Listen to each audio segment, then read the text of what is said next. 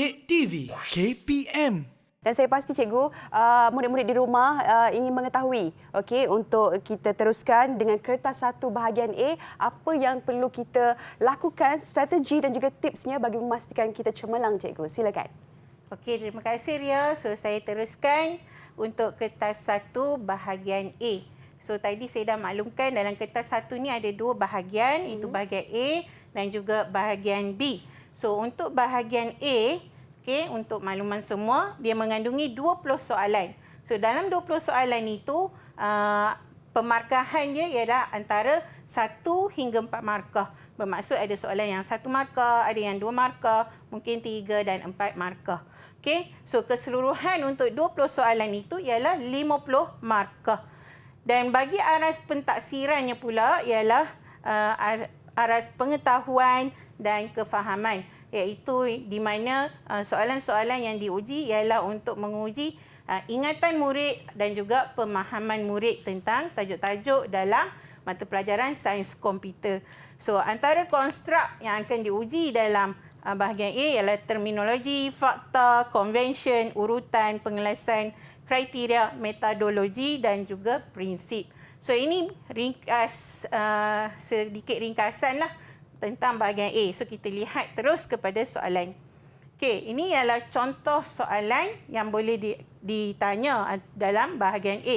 Okey, soalan pertama ini iaitu jadual menunjukkan data bagi markah murid. Okey, so dan kemudian diberi bahan rangsangan. Bahan rangsangan iaitu satu jadual yang mana mengandungi medan nama, markah dan juga grade. Dan soalan bertanya iaitu berikan jenis data. So bagaimana murid-murid nak menjawab soalan ini? So untuk menjawab soalan ini mungkin saya kongsikan sedikit tips, iaitu kita menanda kata kunci ataupun hint-hint ataupun keyword yang ada pada soalan. So contohnya seperti ini. Okey, so data. Kemudian, okey, soalan ini memaparkan ataupun menunjukkan bahan rangsangan mengenai jadual data. Dan kemudian soalan meminta berikan jenis data. Okey, so jenis data. Jenis data murid-murid tahu ada 6 kesemuanya, iaitu yang pertama string, kemudian karakter, integer, double, float dan juga boolean. So, murid-murid sepatutnya telah tahu tentang 6 jenis data ini. So, kita lihat. Ini adalah contoh jawapan yang mungkin dijawab oleh murid. Okey. Ini ialah jawapan yang diberi oleh murid. Contoh ya. Okey. Di sini, murid telah menjawab nama sebagai jenis data short text. Okey, dan markah jenis data INT. INT ni sebenarnya sinteks untuk integer. Okey, so bagaimana dengan jawapan murid ni? Okey, dengan jawapan murid ini kita minta maaf. Okey, jawapan murid ini dianggap kurang tepat ataupun kurang memuaskanlah. Okey, short text ini juga adalah jenis data, tapi kita biasakan juga dengan 6 jenis data yang saya sebutkan tadi, iaitu string, karakter, integer, double, float dan boolean. So ejaan, satu tips untuk murid ya, bila soalan bertanyakan tentang jenis data, eja dengan ejaan yang penuh seperti contoh jawapan yang baik ini. Okey. So nama iaitu string dan markah integer. So okey, nama, string, integer ya, sebab ini ialah nombor bulat. Okey, ini ialah untuk jenis data. So bagaimana dengan grade? Kalau soalan bertanyakan tentang grade. So untuk grade, murid-murid boleh jawab karakter. Okey, sebab dia adalah satu aksara. Okey. Okey, ini contoh jawapan ya. Okey, kita teruskan Ria untuk soalan seterusnya. Okey, ini ialah soalan kedua. Okey. Soalan ini ialah berikut merupakan keratan kod atau cara bahasa pengaturcaraan Java bagi operasi decrement dan juga increment. So ini ialah kod atau cara ya. So soalan ditanya, apakah output yang terhasil? So, output tu maksudnya apa yang dipaparkan, ya. Okey, kemudian kita lihat contoh jawapan murid. Okey, sebelum tu kita seperti tadi juga, murid perlu tanda ataupun gariskan keyword ataupun apa yang dikehendaki oleh soalan. Ada kalanya murid-murid ni dia menjawab terus sebab dia tahu jawapan, tapi sepatutnya murid-murid perlu membaca hati-hati soalan tersebut. Okey, membaca apakah kehendak soalan. So, dalam soalan ni ditanyakan apakah output yang terhasil. So, kita lihat contoh jawapan murid. Okey, murid ini menjawab jawapannya 4, 3, 2, 3. Okey, so untuk jawapan ini, okey, contoh ini ialah contoh jawapan yang salah. Okey, kenapa contoh jawapan yang salah? Kerana dalam kod atau apabila kod atau cara ini dilarikan atau kita run, output yang kita tidak akan mendapat output seperti ini. So mungkin di sini kesilapan murid dalam memahami atur cara. Okey, kita lihat seterusnya. Ini ialah contoh jawapan yang betul. 3, 4, 2, 3. Okey, jawapannya ialah 3, 4, 2, 3. Cuma pada jawapan ini ditandakan jawapan kurang tepat. Kenapa jawapan ini kurang tepat? Seperti yang saya katakan tadi, murid perlu membaca kehendak soalan. So, kehendak soalan meminta murid menulis output. So, kalau kita melihat kepada atur cara, okey, system.out.println ialah output untuk memaparkan println itu, iaitu dia pergi ke jawapan tu ialah pergi ke next baris. Println. Saya percaya murid-murid ingat tentang ni. Kalau soalan bertanyakan system.out.print, itu kita boleh jawab seperti ini. Okey, ini ialah contoh jawapan yang baik. Okey, 3, 4, 2, 3. Okey. Okey. Kita lihat kalau untuk bagaimana untuk mengesahkan jawapan itu. Okey, untuk tips lah murid-murid kalau soalan seperti ini, increment dan decrement untuk I++, murid kena ingat papar dulu baru tambah. Papar dulu baru tambah. So, misalnya integer I itu 3, kemudian bila arahan system.out.println, papar dulu 3, kemudian baru tambah. So, bila tambah dapat 4. Kemudian next arahan yang kedua, system.out.println, I tolak-tolak. So, itu ialah papar dulu, kemudian baru tolak. So, papar itu ialah 4, sebab yang tadi. 4, kemudian baru tolak 3. Dan kalau tolak-tolak I, tolak-tolak I itu maksudnya tolak dulu, baru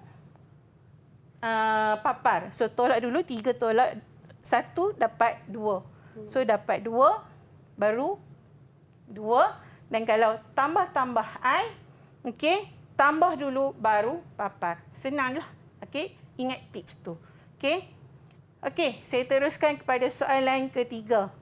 Okey, jadual menunjukkan pangkalan data bagi sistem pembelian barangan komputer di sebuah kedai. Okey, so murid diberi satu jadual dan bila diberi jadual ni murid lihat apa maklumat yang diberi dalam jadual. Sebagai contoh, cuba lihat pada kod item ada digariskan, pada ID pembeli juga ada digariskan. Okey, so bila dapat jadual ni kita boleh katakan, okey, murid-murid tahu kan bila bergaris ini bermaksud kunci primer. Maksudnya ada 2 atribut kunci dalam jadual ini. Jadi kita lihat apa soalan yang minta. Okey. Okey, soalan meminta berdasarkan jadual nyatakan bentuk penormalan. So bentuk penormalan terbahagi kepada 0NF, 1NF, 2NF dan 3NF. So dalam kategori apakah jadual ini? Dalam kategori apa. So kita lihat jawapan murid nanti. Okey, sebelum tu kita tandakan dulu keyword dia, bentuk penormalan. Okey, soalan B ditanyakan pula jenis kebergantungan fungsi. Kebergantungan fungsi juga ada 3. Murid-murid kena tahu membezakan ketiga-tiga ini, iaitu kebergantungan fungsi sepenuh, kebergantungan fungsi separa dan kebergantungan fungsi transitif. Kemudian lengkapkan rajah ini. Okey, kita lihat contoh jawapan murid ya. Okey, ini ialah contoh jawapan murid. Murid menjawab bentuk penormalan 1NF. Okey, so betul ke tidak jawapan murid? Okey, penormalan 1NF, so kita lihat dalam jadual. Sebab tu murid mesti tahu membezakan antara 0NF, 1NF, 2NF dan 3NF. Kalau untuk jadual 0NF, dalam jadual mesti mempunyai ulangan data. Ataupun dalam setiap medan ini ada data yang lebih daripada 1. Okey, tapi untuk jadual ini kita boleh lihat tiada pengulangan data. Okey, dan setiap medan mempunyai 1 maklumat sahaja. Jadi ini ialah bentuk 1NF. So jawapan murid ini betul. Okey, kita lihat apakah jenis kebergantungan fungsi yang murid jawab.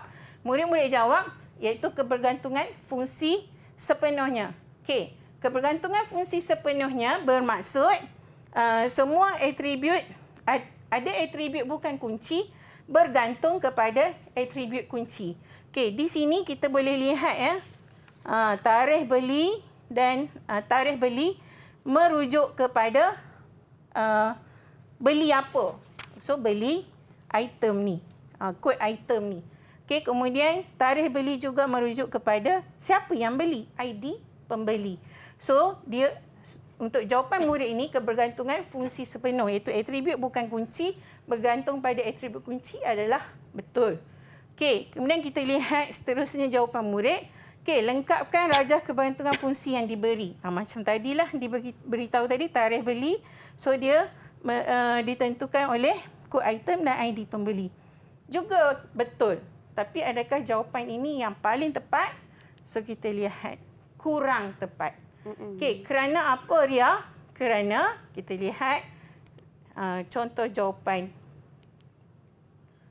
Kerana ada satu lagi jawapan, iaitu jadual ini juga merupakan kebergantungan fungsi separa. Okey, apa dia kebergantungan fungsi separa? Murid-murid kena tahu, iaitu atribut kunci bergantung kepada salah satu atribut bukan kunci bergantung pada salah satu atribut kunci. Contoh, nama item bergantung pada kod item. Okey, jenama bergantung kepada kod item juga. Okey, kemudian nama pembeli bergantung kepada ID pembeli. So, ada kebergantungan fungsi separa di dalam jadual ini juga. Okey, so inilah jawapan yang contoh jawapan yang baik. Okey, seterusnya. Okey, anda diberi rajah, okey, diberi bahan rangsangan iaitu satu ungkapan boolean bagi litar get logik. So soalan, okey, lakarkan simbol get logik yang menepati ungkapan ini. Okey, satu tips untuk murid yang bila melihat soalan berkaitan get logik, okey, kalau arahan get, pastikan anda lukis satu get saja. Kalau dikatakan litar logik, so litar logik boleh lebih daripada satu get. Itu satu tips lah mungkin untuk makluman murid. Okey, kita lihat contoh jawapan murid. Okey, ini contoh jawapan yang kurang tepat. Okey, kerana apa kurang tepat? Okey, di sini kita dapati, okey, diberi, okey, input A dan A, okey, A atau B. Okey, A atau B. So, dilabelkan A, B, betul. Tapi bahagian output dilabel F, sedangkan dalam bahan rangsangan diberi C. Jadi dia kurang tepat sebab kesilapan di sinilah. Okey, murid hati-hati sebab ini markah percuma nak beri kepada murid-murid ni. So, hati-hati. Okey, kemudian kita lihat seterusnya contoh jawapan yang kurang tepat juga. Okey, output ada C. Simbol get pun betul. Tapi tiada output, tiada label output. Tiada label input. So juga murid juga kena hati-hati. So di sini juga boleh sama ada tiada markah atau ditolak markah. Okey, so kita lihat. Okey, ini contoh jawapan yang baik. Contoh jawapan baik di mana inputnya betul, AB, get-nya betul, simbol get yang betul dan juga output yang dilabelkan juga betul. Okey, baiklah. Itulah dia penerangan oleh Cikgu Masyita mengenai kertas 1 bahagian A. Saya pasti murid-murid dah pun catat kesemuanya untuk kita tidak melakukan sebarang kesilapan ketika menjawab soalan peperiksaan nanti. Didik TV KPM